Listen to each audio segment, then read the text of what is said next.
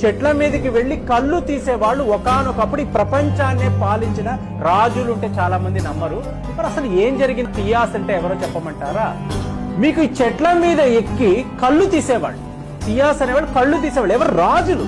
మొత్తము కేరళ కాదండి, ప్రపంచాన్ని పాలించిన రాజులు. కేరళలో వెళ్ళామనుకోండి, తియాస్ అంటారు. తియాస్ అంటే, తియా అంటే నిప్పు, అంటే ఒక ద్వీపము. తియాస్ అంటాం చూసారా, అదే తియాస్.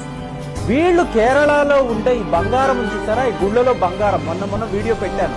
ఈ గుళ్ళలో ఉండే బంగారం అంతా కూడా వీళ్ళ ఆస్తులు. వీళ్ళు ప్రపంచమంతా వ్యాపారాలు చేశారు, ఎన్నో దేశాలను వీళ్ళు పాలించారు. వీళ్ళు ఈ బంగారాన్ని వీళ్ళు ఎక్కడికక్కడ భారతదేశంలోకి తీసుకొచ్చి గుళ్ళలో, అంటే ఇదే వాలెట్స్ అండి, అప్పట్లో బ్యాంకింగ్ వ్యవస్థ లేదు కాబట్టి గుళ్ళలోనే బంగారాన్ని వీళ్ళందరూ కూడా దాచేవాళ్ళు. సో ఇవాళ తియాస్ అంటే ఎవరో చెప్పమంటారా? మీకు ఈ చెట్ల మీద ఎక్కి కళ్ళు తీసేవాళ్ళు, తియాస్ అనేవాళ్ళు కళ్ళు తీసేవాళ్ళు ఎవరు? రాజులు.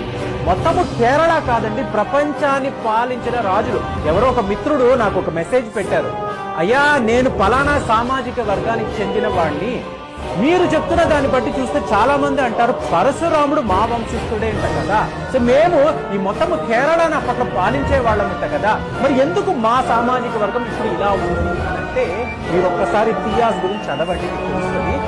ఇవాళ మీరు కేరళకు వెళ్ళి మీ కాస్ట్ ఏంటని టిక్ చేయాలండి. ఆ టిక్ బాక్స్ లో చేయాలంటే ఎళవా శూద్రాస్ అని చెప్పి తియాస్ మీకు టిక్ చేస్తారు. మరి ఆ మిత్రుడు మీరు వింటూ ఉంటే ఒక్కసారి మీరు ఆలోచించండి, మీరు చెప్పింది కరెక్టా అని. అంటే ఏంటి?